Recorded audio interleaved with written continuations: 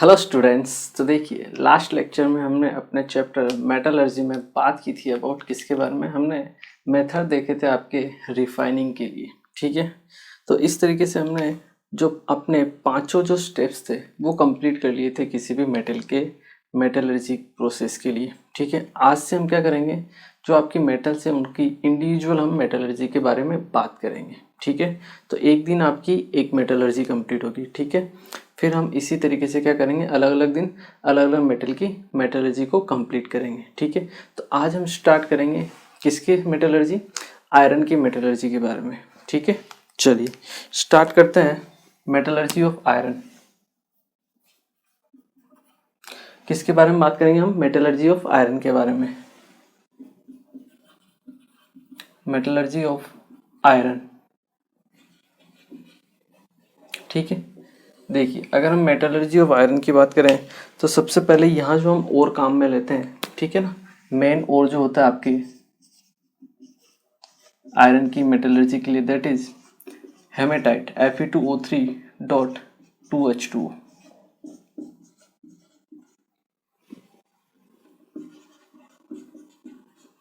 Haematite और को हम काम में लेते हैं। ठीक है, ये चीज़ आपको ध्यान रखनी है।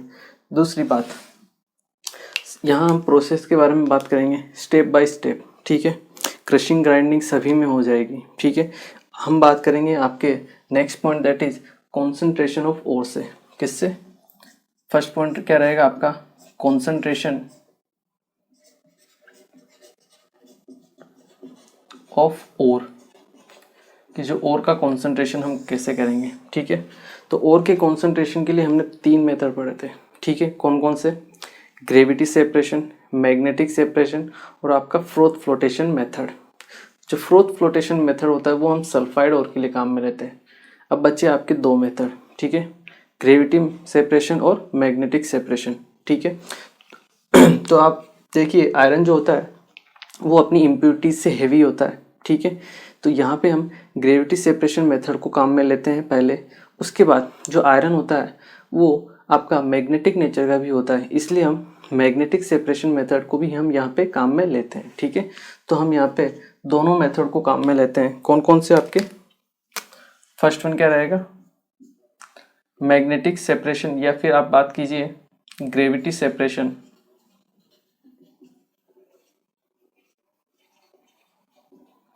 मेथड। ठीक है, फर्स्ट तो आपका ये मेथड रह जाएगा।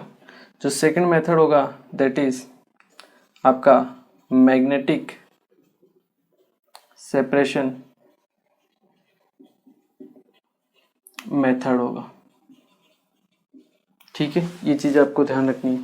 कॉन्सेंट्रेशन ऑफ ओर, ये दोनों मेथड हैं जिन्हें हम डिटेल में पहले ही पढ़ चुके हैं। ठीक है, इसके बाद आपका जो ओर फॉर्म हो गया है उसको हम कन्वर्ट करते हैं किस में, ऑक्साइड में। तो सेकंड स्टेप क्या रहता है आपका, conversion of ore into oxides. ठीक है, आपकी ओर को हमें किस में कन्वर्ट करना है, ऑक्साइड में। यहाँ हम 2 मेथड काम में लेते हैं, एक होता है कैल्शिनेशन और दूसरा होता है आपका रोस्टिंग। कैल्शिनेशन जो होता है आपके ऑक्साइड और कार्बोनेट ओर के लिए होता है, जबकि आपका जो रोस्टिंग होता है वो आपके सल्फाइड ओर के लिए होता है, पहली बात। दूसरी बात, कैल्शिनेशन होता है आपके एब्सेंस ऑफ एयर में, जबकि आपकी रोस्टिंग होती है प्रेजेंस ऑफ एयर में। ठीक है, ये चीज़ आपको ध्यान रखनी है। तो आयरन के केस में हम कैल्शिनेशन भी करते हैं और रोस्टिंग भी करते हैं। ठीक है, क्योंकि दोनों से आपके कुछ ना कुछ इम्प्योरिटीज जो होती है वो रिमूव होती है। ठीक है, चलिए फर्स्ट हम बात करेंगे कैल्शिनेशन के लिए।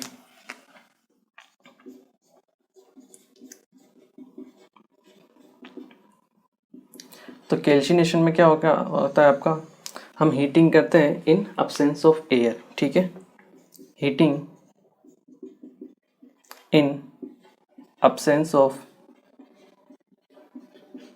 air so that any moisture present will remove।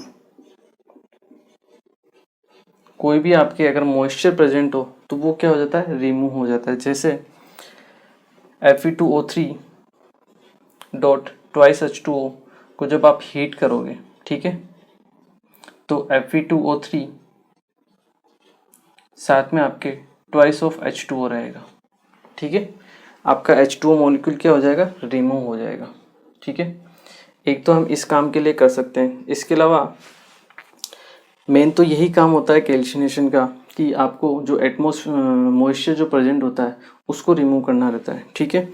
इसके अलावा हम रोस्टिंग क्यों करते हैं, क्योंकि रोस्टिंग के जरिए हम इसकी नॉन मेटेलिक इम्प्यूरिटीज़ को रिमूव कर सकते हैं, ठीक है। सेकंड है आपका that is roasting.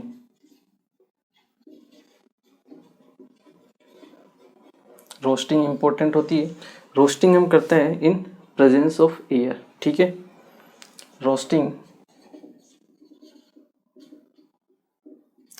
Roasting is carried out in presence of air।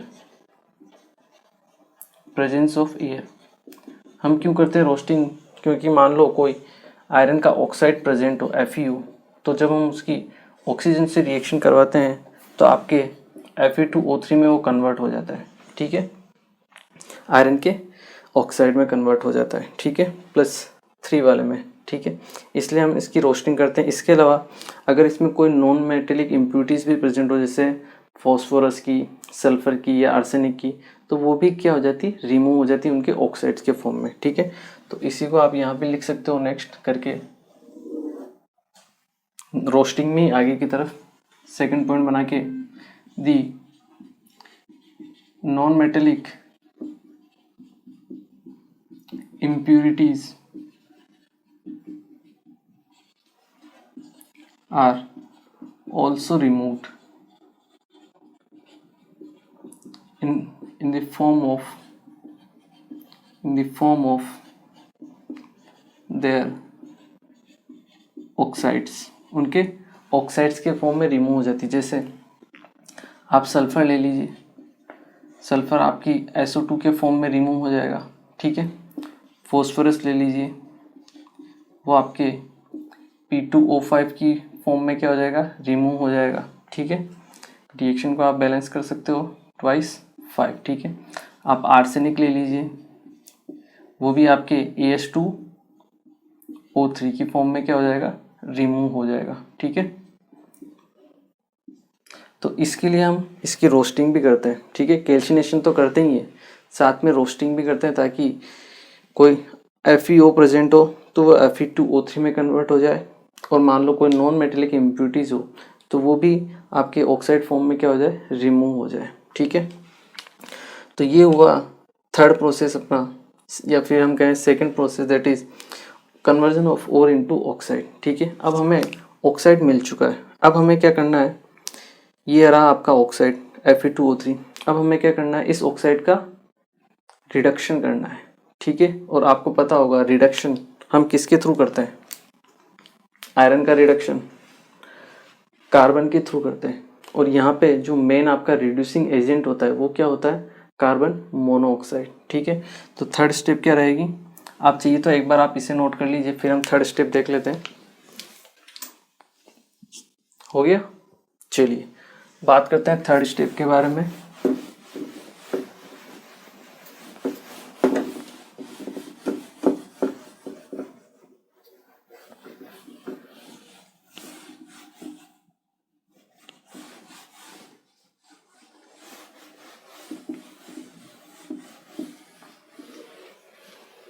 चलिए अब हम बात करते हैं आपके third step, that is reduction of ore या फिर रिडक्शन ऑफ ऑक्साइड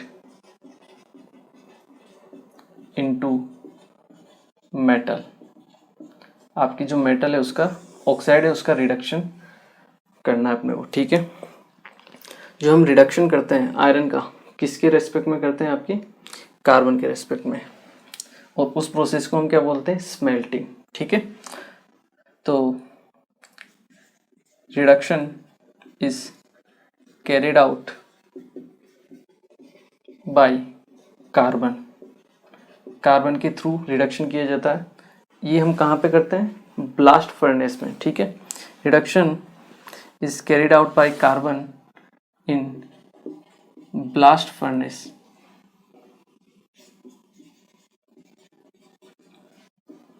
ठीक है, ब्लास्ट फर्नेस में हम क्या करते हैं, इसका रिडक्शन करते हैं। ठीक है, that is called smelting of iron. ठीक है, उसे हम क्या बोलते हैं, स्मेल्टिंग ऑफ आयरन बोलते हैं। ठीक है, सेकंड चीज जो आप लिख सकते हो कि CO that is carbon monoxide is the main reducing agent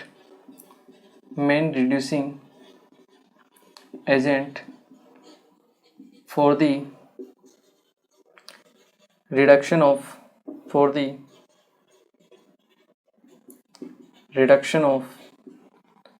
iron. ठीक है, आयरन के रिडक्शन में आपका मेन जो रिड्यूसिंग एजेंट होता है वो क्या होता है, आपके CO होता है। ठीक है, ये चीज़ आपको ध्यान रखनी है। इसके अलावा हमने जो ब्लास्ट फर्नेस था उसको 3 अलग अलग जोन में डिवाइड किया था। ठीक है, फर्स्ट था आपका कंबशन जोन, फर्स्ट जो था आपका दैट इज कंबशन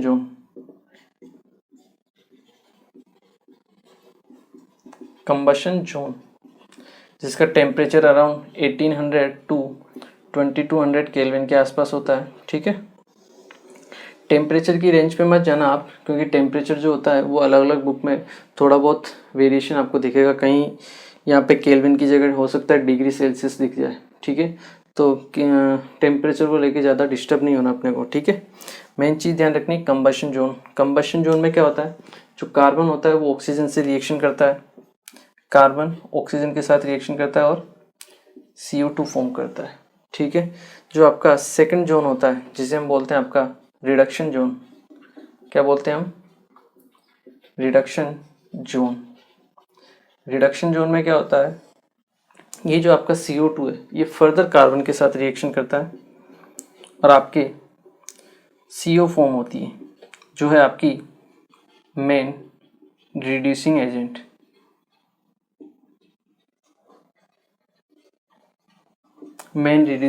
की तरह वर्क करता है आपका CO।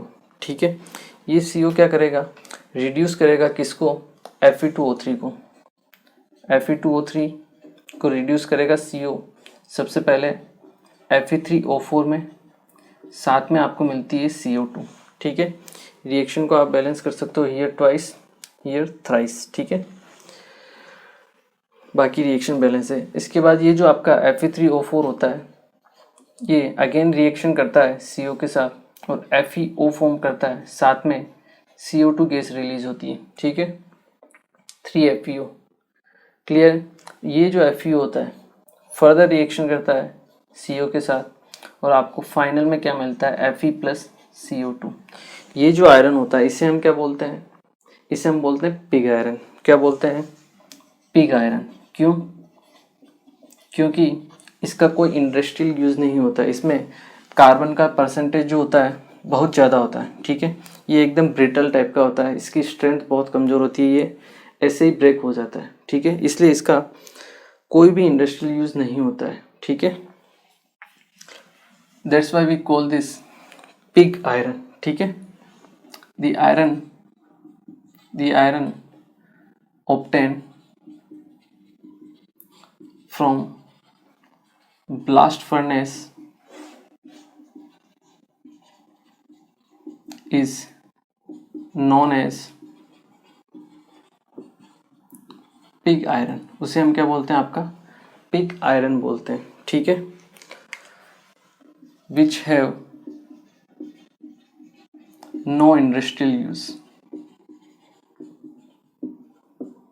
उसकी कोई भी इंडस्ट्रियल यूज नहीं होता है। ठीक है, तो हम क्या करते हैं, यहाँ पे जो पिग आयरन होता है उसका अगर हम देखें कि उसमें कौन कौन से जो कार्बन है और आयरन का कितना परसेंटेज होता है, तो आयरन का परसेंट अराउंड 93% होता है और जो कार्बन होता है वो आपके 5% के आसपास होता है पिग आयरन में। ठीक है, क्योंकि कार्बन का कंटेंट ज़्यादा है, यहाँ पे 5% है, इसलिए इसका कोई इंडस्ट्रियल यूज नहीं होता है। ठीक है, तो हम क्या करते हैं, पिग आयरन को कन्वर्ट करते हैं किस में, कास्ट आयरन में। ठीक है, नेक्स्ट पॉइंट आप लिख सकते हो, this pig iron is converted into cast iron by, इसको हम कास्ट आयरन बनाते हैं बाय रीमेल्टिंग इट, इसको हम क्या करते हैं फिर से रीमेल्ट करते हैं by remelting it with scrap iron, इसको हम स्क्रैप आयरन के साथ दोबारा रीमेल्ट करते हैं, उससे जो आपको ऑब्टेन होता है वो होता है आपका कास्ट आयरन। और कास्ट आयरन में आपका जो कार्बन का परसेंटेज होता है, कास्ट आयरन में जो आपके कार्बन होता है वो अराउंड 2.5% से 5% के बीच में होता है, ठीक है।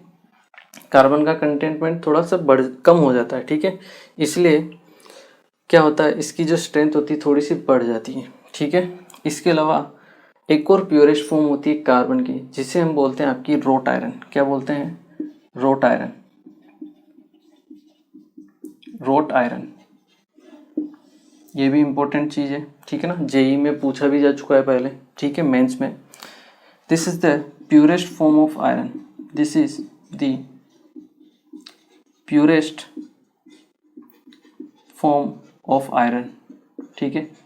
आयरन की जो प्योरेस्ट फॉर्म होती है वो कौन सी होती है? आपकी रोट आयरन, ठीक है, पहले पूछा जा चुका है, इसलिए ध्यान रखना किसी भी टाइप का छोटा छोटा क्वेश्चन पूछे जा सकते हैं, ठीक है, ये चीज़ आपको ध्यान रखनी है, ठीक है। चलिए, प्योरेस्ट फॉर्म होती है आयरन की, ठीक है, मेलिएबल भी होती है और इसकी स्ट्रेंथ भी ज़्यादा होती है, ठीक है। This is malleable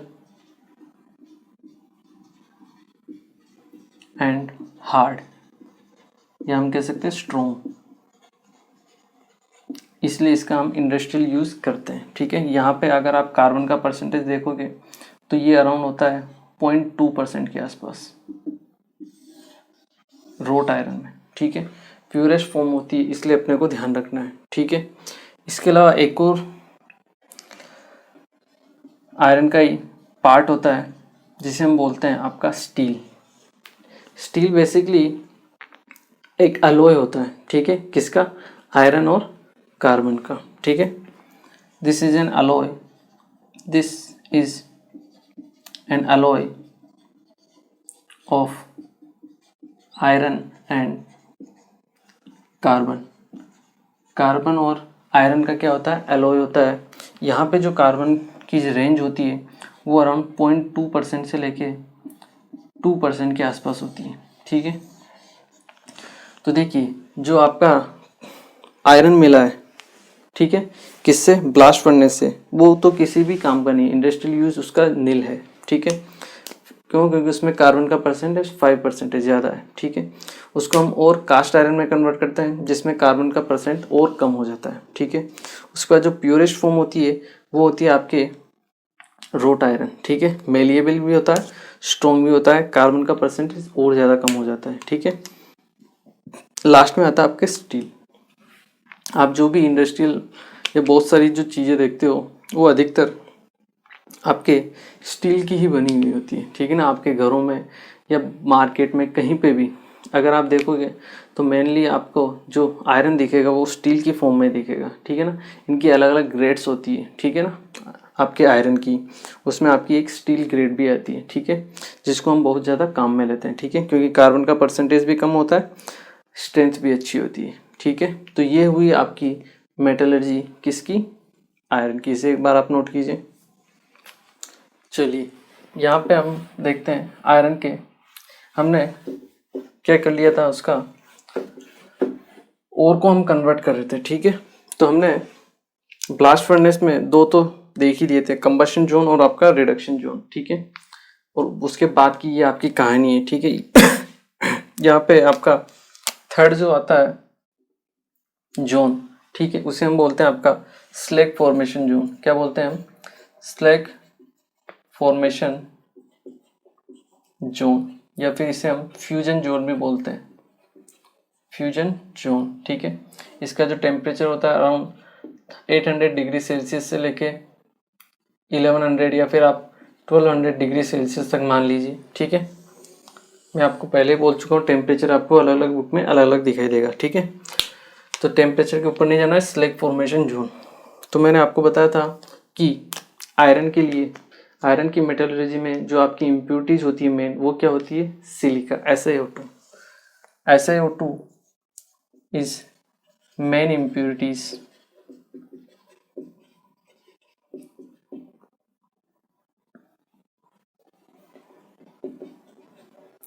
in the metallurgy of